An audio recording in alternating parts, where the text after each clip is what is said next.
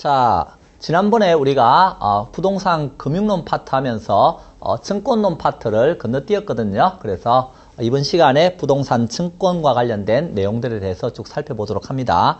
자, 여러분 교재 414쪽부터 지금 살펴보려고 하는데요. 자, 우리가 부동산 금융과 관련해서 우리 이런 거 배웠죠. 차입자가 있고 여기에 대출자가 있다. 자, 대출자는 대출해주는 기관이라 그랬어요. 그래서 돈 빌려준 다음에 이제 건저당 설정하고 원금과 이자를 갚으세요. 이렇게 나갑니다. 그죠? 문제가 어디 있다 그랬어요? 이때 나갈 때는 목돈 나갔는데 들어올 때는 장기간 동안 분할해서 들어오기 때문에 푼돈 생긴다. 그래서 대출자가 금방 돈이 똑 떨어지는 문제가 생긴다. 이것을 뭐라고 표현하느냐 하면 돈 떨어졌어요. 이것을 유동성 위험이라고 부릅니다. 자, 그래서 차입자와 대출자 사이 이렇게 저당이 형성되는 시장을 1차 저당 시장이라고 부르는데요. 이 1차 저당 시장만 있으면 무슨 문제가 생기죠? 유동성 위험에 직면하게 되는 거예요. 그러면 이 유동성 위험을 극복해서 계속 돈이 돌아갈 수 있는 방안을 만들어야 되겠죠? 자, 그것을 이제 우리는 뭐라고 표현하느냐 하면 유동화다 이렇게 표현합니다. 유동화라고 하는 것은 유동성 낮은 것을 유동성 있게 만드는 것, 이게 유동화다라고 생각하시면 돼요. 그럼 유동성 낮은 게 뭡니까? 그랬을 때 여기에서 주택에 대해서 지금 저당을 설정한 다음에 원금과 이자를 받을 권리를 채권이라고 씁니다. 주택 저당 채권. 그래서 여기 있는 대출자는 돈 빌려주고 뭘 가지고 있죠? 주택 저당 채권을 가지고 있는데 남한테 돈 받을 것은 자산이죠? 이것을 영어로 모기지 이렇게 표현하겠습니다. 앞으로. 자, 그래서 모기지다 그랬을 때 이것은 주택 저당 채권이고 그러면 대출자는 모기지라고 하는 주택 저당 채권인 자산을 가지고 있죠. 그래서 여기는 자산 보유자가 되는 것입니다. 자산 보유자. 모기지란 자산을 가지고 있으니까. 그런데 뭐가 없어요? 현금이 없어요. 그러면 이 모기지라고 하는 자산을 뭐 하면 되는 거예요? 팔자 이렇게 가는 거죠. 팔고 어디다 팔 건데요? 자, 이 차입자, 대출자 사이에 저당이 형성되는 게 1차 저당 시장이니까 여기 대출자는 1차 대출자가 되는 것이죠. 자, 1차 대출자가 있으면 2차 대출자도 있게 되는 것입니다. 이 2차 대출자의 대표적인 곳이 우리나라에서는 한국주택금융공사라고 씁니다. 줄여서 앞으로 하우징 파이낸스에서 HF라고 쓰겠습니다. 자, 그러면 한국주택금융공사라고 하는 곳에 모기지를 팔고 이렇게 돈을 가져오게 되는 겁니다. 그러면 한국주택금융공사는 모기지를 사와서 살 돈이 어디서 생겨서요? 사옵니까? 그랬을 때 자기들이 사온 이 모기지를 담보로 해서 시큐리티, 증권을 발행하는 겁니다. 누구에게? 투자자에게요.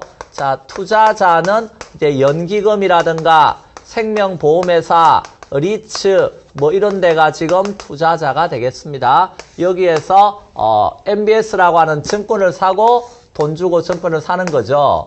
그러면 이 MBS 왜 삽니까? 그랬을 때 자, MBS 사면 지급하겠다고 하는 수익률이 있겠네요. 이 수익률이 뭘 만족시키면 투자자의 요구 수익률을 만족시키면 투자가 이루어지는 겁니다. 예를 들어서 MBS 수익률 여기에서 뭐 6% 줄게 이렇게 됐습니다. 투자자의 요구 수익률 5%라면요. 투자가 이루어지겠네요. 그럼 이 6%는 어디서 생겨서 줍니까? 그랬을 때 여기 한국주택금융공사가 사온 게 모기지죠? 모기지에는 원금과 이자를 받을 권리가 포함이 되어 있네요. 그 이자율과 관련해서 여기 차입자가 지금 대출자에게 지급해야 되는 이자율이 7%라고 생각해 보세요. 그러면 7% 받을 권리를 사왔잖아요. 그럼 여기서 발행 비용이라든가 관리 비용으로 1% 떼고 몇 프로? 6% 줄게 이렇게 되었을 때 투자자의 요구 수익률을 만족시키면 오케이 하고 투자가 되는 거죠. 자, 이와 같이 저당이 하나의 상품으로서 유통되는 시장을 우리는 뭐라고 쓰느냐 하면 2차 저당 시장이라고 쓰는 겁니다. 자, 2차 저당 시장. 그러면 이 2차 저당 시장에서는 저당이 하나의 상품으로 유통되는데요. 자, 여기 유동화라고 하는 건 유동성 낮은 걸 유동성 있게 만드는 거라 그랬습니다. 유동성 낮은 게 뭐냐 하면 여기 모기지라고 하는 주택 저당 채권이 있었습니다. 이 주택 저당 채권은 뭐 20년 동안 세워라 내오라고 원금이자 받을 채권입니다. 그러니까 바로 현금이 목돈이 안 들어오죠. 유동성이 낮은 거예요. 그런데 이것을 뭐 했어요? 팔아서 현금으로 가져왔잖아요. 이 돈 현금으로 가져왔죠? 현금은 유동성이 가장 높은 거예요. 그러면 유동성 낮은 것을 유동성 높은 걸로 바꿔왔잖아요. 그게 유동화라고요. 그럼 돈 똑 떨어지는 문제를 해결했잖아요. 자, 유동화죠. 물론 이 유동화와 관련해서 여기에서 대출자가 이 모기지를 다이렉트로 투자자에게 팔 수도 있습니다. 이런 MBS라고 하는 증권을 발행하지 않고 모기지를 다이렉트로 팔 수도 있는데요. 그 다이렉트로 팔면 여기서 모기지 사오면 원금이자에 대한 관리라든가 하는 걸 다 해야 되잖아요. 그럼 관리하기 어렵겠죠. 그러니까 이런 증권을 사오는 게 일반적이다 하는 겁니다. 자, 증권을 사오면 돈이 필요할 때 바로바로 증권을 통해서 현금화 시킬 수도 있고요. 여기가 지급 보증 이런 게 이루어지기 때문에 그만큼 안전할 수 있거든요. 그래서 이런 증권을 통해서 이제 유동화되는 게 일반적이기 때문에 유동화의 대표적인 게 뭐다? 증권화가 되는 거죠. 그래서 우리 책도 증권화 지금 이런 식으로 표현하고 있는 겁니다. 그게 곧 유동화라는 의미로 이해하시면 되겠습니다. 그러면 이런 유동화가 되려면 보시다시피 1차 저당시장의 금리가 높아야 돼요. 2차 저당시장 금리가 높아야 돼요. 1차 저당시장에서 아까 7% 저당이자율이 있었죠? 요게 있고 그 다음에 저당이자율이 7%입니다. 지금 이자율이 있고 그 다음에 MBS 수익률이 있었죠? MBS 수익률은요. 자, 여기에서 7% 사와서 1% 발행 비용으로 떼고 6% 줄게. 이게 MBS 수익률이었죠? 이것이 투자자의 뭘 만족시키면 요구 수익률을 만족시키면 투자가 이루어진다 그랬죠? 따라서 부동어 표시는 이런 식으로 돼야 됩니다. 자, 따라서 1차 저당시장의 금리가 2차 저당시장보다는 높아야 이런 이제 유동화 이런 것이 일어나게 됩니다. 그리고 여기에서 이 MBS를 발행하는 기간의 공신력이 어때요? 높아야 투자자들이 안심하고 이거 살 수 있겠죠? 요구 수익률은 무위험률에다 위험 할증률 더하는 거잖아요. 위험 할증률 됐을 때 위험하면 이거 7% 8% 올라가 버리면 투자가 안 되겠죠? 그러니까 이 MBS를 발행하는 기간에 공신력이 대단히 중요하다 하는 것입니다. 자, 그래서 그런 것들을 바탕으로 해서 이 유동화 이야기를 살펴보는데요. 그럼 시험은 지금까지 뭘 물어봤느냐 하면 이걸 물어봤습니다. 한국주택금융공사가 유동화 중개기관으로서 어때요? 매우 중요한 역할을 담당하고 있죠? 그래서 한국주택금융공사는 뭐 하는 곳인가 하는 걸 첫 번째 물어봅니다. 그 다음에 물어보는 것은 여기 MBS라고 했을 때 MBS에는 어떤 종류가 있나 하는 것을 역시 또 물어보게 됩니다. 그래서 요 두 가지 내용을 바탕으로 해서 여러분이 여기는 정리를 일단 해두셔야 됩니다. 자, 그래서 이런 시스템을 우리가 뭐라고 표현하냐면 저당의 유동화다 이런 말을 쓰는 겁니다. 저당 유동화. 자, 그래서 이 저당 유동화 제도 이야기가 415쪽에서부터 쭉 나오고 있습니다. 그럼 이 저당 유동화와 관련해서 알아두셔야 될 게 이제 418쪽에 가면 그거 보시면 1차 저당시장과 2차 저당시장 이야기가 나옵니다. 어려운 내용 없습니다. 제가 다 설명했으니까 여러분 읽어보시면 돼요. 그걸 바탕으로 해서 419쪽에 있는 뭘 좀 알아달라 그랬죠? 한국주택금융공사 뭐 하는 곳인지 알아달라 그랬습니다. 자, 어떤 역할을 하는 곳인지 하는 걸 좀 알아달라는 겁니다.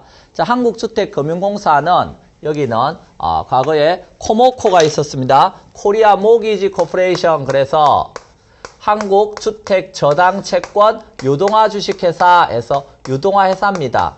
여기하고 주택신용보증기금이 있습니다. 주택신용보증기금하고 자, 이렇게 합병을 해서 한국주택금융공사가 탄생했습니다. 자, 그러면 당연히 어떤 역할을 하겠어요? 유동화시키는 역할을 하고요. 주택에 대한 신용보증 이런 역할을 하는 건 너무나 당연하겠죠? 그 유동화시킬 때, 자, 유동화시킬 때 여기 금융기관으로부터 모기지 사와서 MBS 발행하겠죠? 이런 MBS를 발행합니다. 발행해서 들어온 돈을 바탕으로 해서 차입자에게 장기주택 담보대출 해주게 되는데 그 장기주택 담보대출의 이름이 보금자리론 이런 거예요. 그래서 여러분이 시중은행에 가보면 보금자리론 상품 판매합니다. 뭐 이런 대출 상품 판매한다 이런 문구를 보셨을 거예요. 근데 그것은 은행 자체 상품이 아니고 한국주택금융공사에서 위탁해서 판매하는 상품이 되겠습니다. 자, 그래서 한국주택금융공사는 어떤 업무를 하는가 하는 걸 알아두셔야 되는데 420쪽에 가면 첫 번째 장기 모기지론을 공급한다 이런 말이 있습니다. 그 모기지론이 보금자리론이 되겠습니다. 그래서 10년 이상의 장기주택 담보대출을 제공한다 하는 겁니다. 그래서 10년, 15년, 20년, 30년까지 이렇게 만기가 장기인 주택 담보대출 하는데요. 이 보금자리론의 특징은, 즉 모기지론의 특징은 일반 시중은행들은 대출해 줄 때 변동금리로 대출하는 게 일반적이라 그랬습니다. 그런데 보금자리론은 무슨 상품이다? 고정금리 상품입니다. 자, 그런 측면에서 어때요? 좀 차이점이 있으니까 봐달라는 소리가 되겠습니다. 자, 그래서 장기 모기지론 공급에서 좀 보시면 시중은행이 취급하는 단기 변동금리 만기 일시상환 방식의 주택담보대출 관행에서 벗어나서 10년 이상의 장기간 고정금리로 이제 원리금 균등이나 원금 균등 문화 방식으로 상환하도록 만든 대출 상품이다 하는 것입니다. 자, 그래서 보금자리론 관련된 업무를 취급한다 하는 거 하나 알아두시고요. 두 번째, 주택신용보증 업무 쓴다. 조금 전에 설명했죠? 주택신용보증기금하고 합병했으니까 주택신용보증 업무 쓰는 겁니다. 어떤 건데요? 그랬을 때 여기서 차입자가 전세자금 대출 받으러 왔어요. 그러면 보증을 요구한다는 거예요. 그럼 한국주택금융공사가 그에 대한 신용보증 서주기도 하고 이렇게 한다는 겁니다. 그래서 국민들의 주거 안정을 위해서 금융기관으로부터 전세자금 대출이나 아파트 중도금 대출에 대한 보증서 발급합니다. 또한 건설업자가 아파트 지으려고 해요. 그럼 돈 있어야 될 거 아니에요. 그와 관련된 역시 보증서 이런 것도 한국주택금융공사가 발급을 한다 하는 겁니다. 그래서 주택신용보증 업무 선다 하는 거 기억하시고요. 자, 그 다음에 유동화 회사가 폐했으니까 당연히 유동화 업무를 하는데 그때 유동화 시킬 때 이런 MBS 증권을 발행한다는 겁니다. 그래서 이제 한국주택금융공사는 이 금융기관으로부터 주택 저당 채권 이거 있죠? 양도받아서 이걸 기초로 해서 MBS 주택 저당 증권을 발행해서 투자자에게 판매한다. 그럼 그 돈이 들어오면 그 돈을 바탕으로 해서 저 차입자에게 아까 말했던 장기주택 담보대출에 해당하는 보금자리론 즉 모기지론을 공급하더라 하는 겁니다. 자, 그래서 그런 거 한번 읽어보시고요. 자, 그 다음에 또 어떤 업무도 취급하느냐 하면 421쪽에 4번 주택연금 관련된 업무도 취급한다 하는 겁니다. 그래서 주택연금에 대한 보증 업무를 써준다 하는 것을 기억하셔야 됩니다.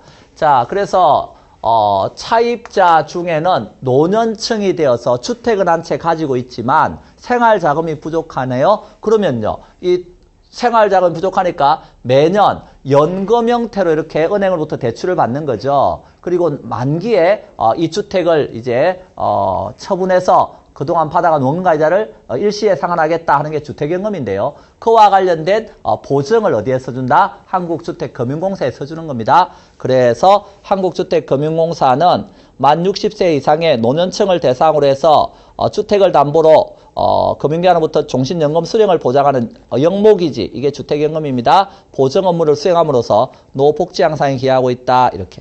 자, 그래서 어떤 업무를 하는 곳인가 하는 것 정도는 잘 알아두셔야 되고요. 그걸 바탕으로 해서 421쪽에 그 내용 플러스에 보시면 거기 제22조 한국주택금융공사 업무 범위가 나옵니다. 그래서 그 업무 범위와 관련된 내용들을 잘 봐둡니다. 어떤 업무 하는지.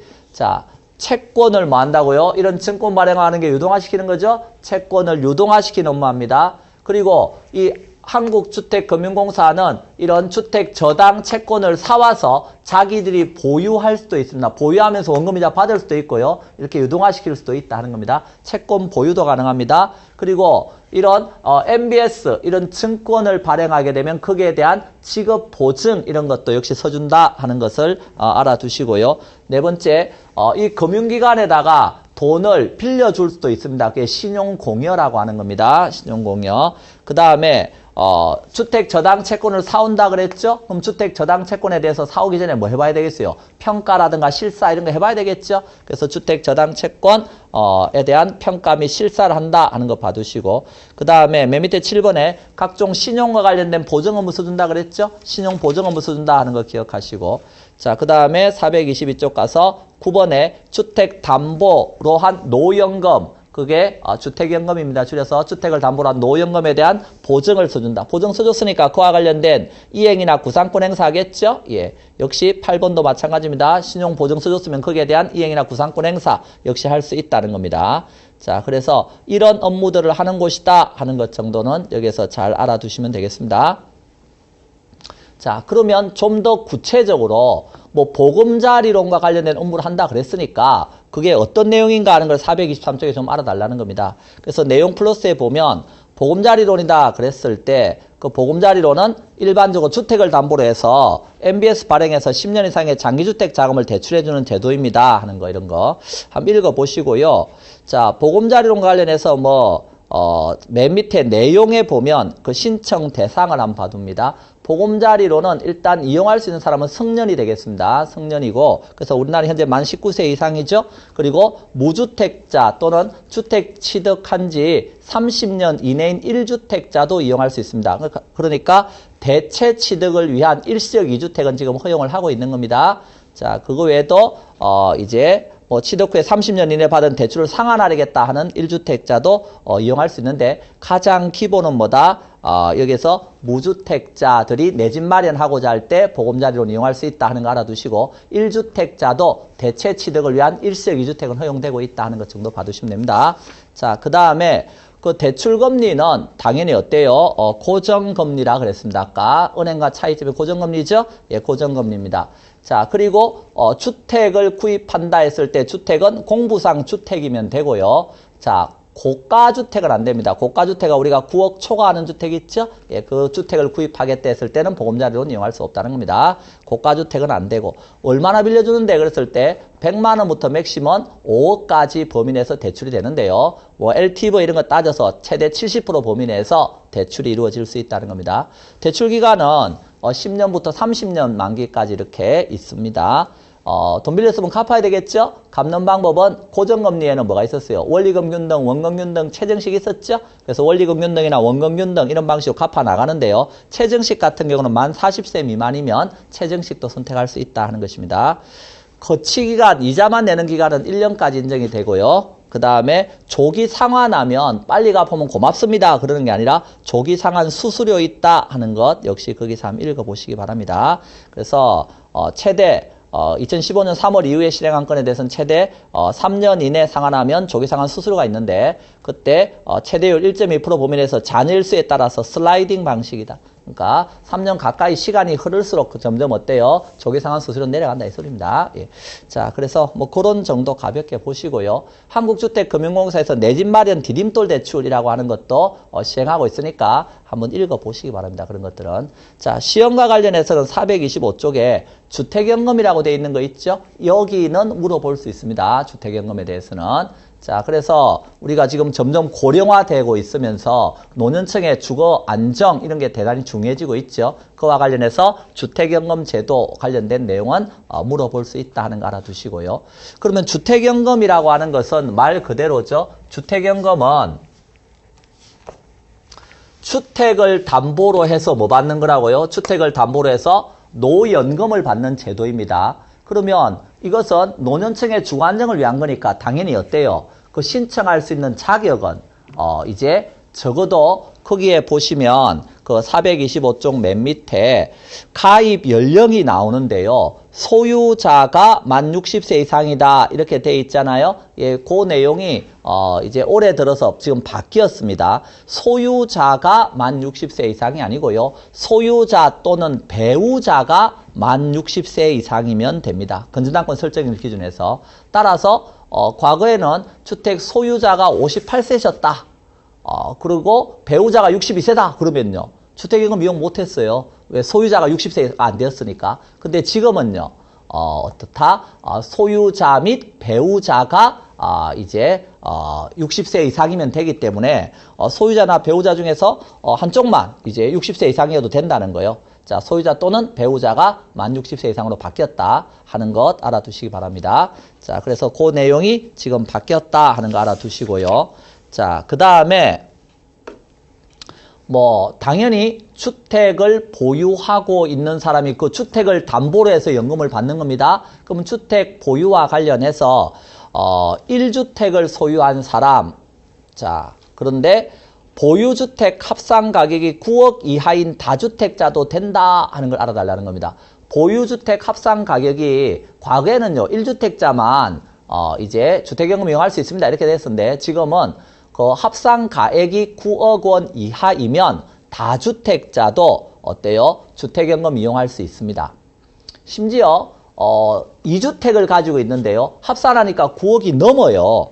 그럼 어떻게 하면 돼요? 이 보유주택 2억이 넘어가면 자 3년 내에 1주택을 처분한다는 조건으로도 가입할 수 있습니다. 자, 그래서 일단 주택 보유수와 관련해서 뭐 과거에는 1주택 소유자만 있었지만 지금은 다주택자도 9억 이하이면 가능하고 심지어 2주택자다 그러면 그 사람은요. 이제 1주택을 처분한다는 조건으로 이제 9억을 넘어갔을 때 두 주택 합했을 때 한 주택을 처분한다는 조건으로 이렇게 주택연금 가입할 수도 있다 하는 거 한번 봐두시고요. 자, 대상주택은 주택을 담보로 해서 연금 받는 거니까 당연히 주택이어야 되겠죠. 주택 또는 노인복지주택도 가능합니다. 그래서 지자체에 등록되어 있는 신고되어 있는 노인복지주택도 가능하다. 물론 이 주택은 고가주택이면 안 되니까 시가 9억 원 이하의 주택 및 지자체에 신고되어 있는 노인복지주택을 담보로 해서 연금을 받을 수 있다는 거 알아두시고 그 다음에 이 상가주택이라고 하는 게 있죠. 우리가 복합용도주택이죠. 복합용도주택. 그러니까 1층은 뭐 상가고 2층, 3층은 주택 이런 것들 있잖아요. 자, 이런 복합용도주택의 경우에는 거기에 보시면 주택이 차지하는 면적이 전체 면적 중에서 2분의 1 이상이다. 그러면 이것도 주택연금을 이용할 수는 있다 하는 겁니다. 자, 그래서 복합용도주택 같은 경우는 이제 주택이 차지하는 면적이 2분의 1 이상이다. 그러면 이용할 수 있다는 거 한번 봐두시고 확정기간 방식 연금을 받을 때요. 종신 방식도 있고 확정기간 방식도 있거든요. 근데 확정기간 방식은 노인복지주택에는 제외된다는 것도 한번 봐두시고 왜 그렇죠? 확정기간 동안 10년 동안 연금 받는데 노인복지주택인데 거기서 나가버리면 곤란할 수 있죠. 그러니까 확정기간 방식은 노인복지주택은 어떻다? 제외된다 하는 거 한번 봐두시고요. 자, 그 다음에 월지급금 지급 방식과 관련해서 종신 방식도 있고 확정기간 방식도 있다. 종신토록 연금을 받을 수도 있고요. 확정기간 방식 동안 연금을 받을 수도 있다 하는 것입니다. 자, 그래서 종신 방식은 자, 거기에 보면 종신 방식도 또 두 가지가 있습니다. 종신 지급 방식이 있고 종신 혼합 방식이 있어요. 종신 지급 방식은 종신토록 일정한 금액을 받는 거고요. 종신 혼합 방식은요. 개별 인출금이다 그래서 목돈을 좀 찾을 수 있는 거예요. 왜 아들내미 장가가거나 그럴 수도 있잖아요. 그래서 목돈을 좀 찾을 수 있도록 해주고 나머지 금액을 좀 적은 금액으로 이렇게 받을 수 있다는 거예요. 그게 뭐다? 종신 혼합 방식입니다. 확정기간 방식은 고객이 선택한 일정한 기간 동안만 월 지급금을 지급받는 방식이 되겠습니다. 그게 뭐 확정기간 방식은 10년부터 이렇게 30년까지 이렇게 있습니다. 자, 그러면 그런 거 한번 읽어보시면 될 것 같고요. 자, 그 다음에 그 5번에 가면 월 지급금 지급 유형이 나오는데요. 자, 지급 유형에는 옵션인데요. 이게 정액형도 있고 증가형도 있고 감소형도 있고 전후박형도 있고 뭐 그렇습니다. 근데 지금은 2016년 2월부터는 거기에서 증가형하고 감소형이 없어졌어요. 그래서 현재는 정액형하고 전후박형이 있습니다. 정액형은 정액으로 일정한 금액 계속 받는 거고요. 전후후박이라고 하는 건요. 전이 후하고 후가 박한 거예요. 그러니까 한 10년 동안은 정액형보다 어때요? 연금을 많이 받는 거예요. 신났어요. 근데 11년째부터는요. 처음 받던 연금의 한 70%만 받는 거예요. 후가 박한 거죠. 자, 그래서 이런 옵션도 있을 수 있습니다.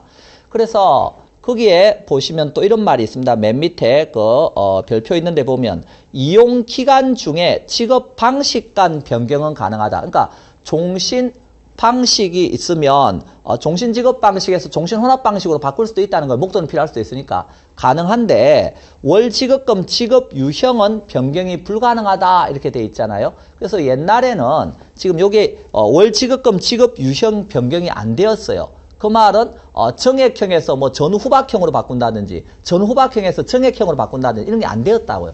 그런데 지금은 제한적으로나마 허용을 해주고 있습니다. 그 내용은 프린트를 통해서 여러분에게 다 배부될 테니까 한번 읽어보시기 바랍니다. 그래서 올 2월부터는 제한적으로나마 이제 그 지급 유형 간의 변경도 가능하다 하는 것 정도는 알아두시기 바랍니다.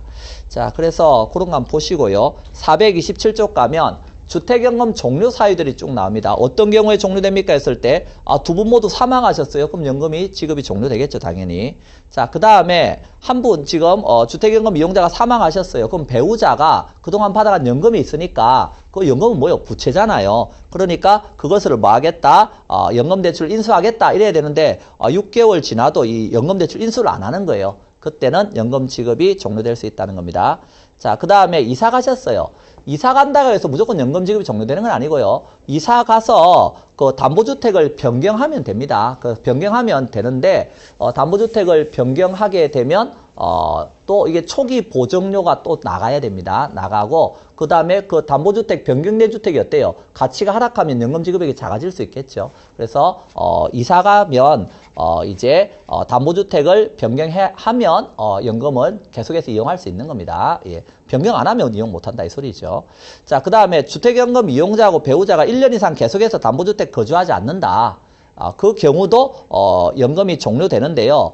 다만 입원하셨다. 그럼 어떻게 입원했는데 어떻게 그 주택에 계속 삽니까? 그러니까 이런 예외적인 경우는 어때요? 인정을 해주고 있다 하는 것도 한번 읽어보시기 바랍니다. 주택연금 이용자가 담보주택의 소유권을 상실했다든가 이럴 경우도 연금 지급이 종료된다 하는 거 한번 읽어보시고요. 자, 그 다음에 나머지는 읽어봅니다. 자, 8번 주택연금의 장점 보시면 평생 거주하고 평생 지급받는다. 그래서 그 집에 평생 거주하면서 평생 동안 지급받을 수 있다는 거. 종신방식 택하면 평생 지급받을 수 있겠죠? 예. 부부 중에 한 분이 사망하셨다. 그래도 어때요? 배우자에게 계속해서 연금이 동일한 금액으로 지급이 된다는 거예요. 심지어 주택담보가치가 막 하락해도요. 최초에 약정한 연금은 계속해서 지급이 된다 하는 거 알아달라는 겁니다. 자, 그 다음에 국가가 그 연금에 대해서 보정하기 때문에 지급이 중단될 위험이 없다는 거죠. 자, 합리적인 상속이다 그러면 자, 부부 모두 사망하셨어요? 그러면 나중에 주택 처분해서 그동안 받아간 연금에 대해서 원금이자 지급해줘야 되겠죠? 그런데 두 분 모두 빨리 사망하셔서 이제 처분하니까 남았어요. 그러면 당연히 상속인에게 어때요? 그건 돌려줘야 되겠죠. 그런데 그동안 받아간 연금이 너무 많아요. 그래서 주택 처분해도 그동안 받아간 연금에 대한 원금이자가 다 안 돼요. 그렇다 해도 아들내미한테 쫓아가서 내놔라 이런 말을 안 한다는 거예요. 자, 그래서 이제 집값이 남으면 상속인에게 돌려주고요. 그 연금 수령액이 집값을 초과하더라도 상속인에게 청구하지는 않는다 하는 거 알아두시고요. 여러 가지 세대상의 혜택이 있더라 하는 거 한번 읽어보시면 되겠습니다. 자, 넘어갑니다. 주택연금 말고 농지연금이라고 하는 것도 있습니다. 뭐 시험에 한 번도 나온 적은 없지만 이렇게 만 65세 이상의 고령 농업인이 소유한 농지를 담보로 해서 노생활 자금을 매월 연금 형태로 지급받는 방식입니다. 그러니까 농지를 담보로 해서 연금을 지급받는 방식입니다. 그게 뭐다? 농지연금입니다. 자, 그래서 농지연금 관련된 내용은 뭐 시험에 나온 적은 없지만 한 번 정도는 여러분이 읽어보시기 바랍니다. 자, 넘어가겠습니다. 자, 그리고 이제 유동화다 그랬을 때 이 유동화 관련해서 두 번째 또 알아두셔야 될 내용이 뭐라 그랬어요? 여기에 있는 MBS에는 어떤 종류가 있는가 하는 것이 역시 또 시험에 물어볼 수 있다는 겁니다. 그래서 이 MBS의 종류 이야기 역시 잘 알아두셔야 되는데요. 이 MBS에는 어떤 종류가 있는가 하는 것은 잠깐 쉬었다가 하나씩 좀 더 살펴보도록 하겠습니다.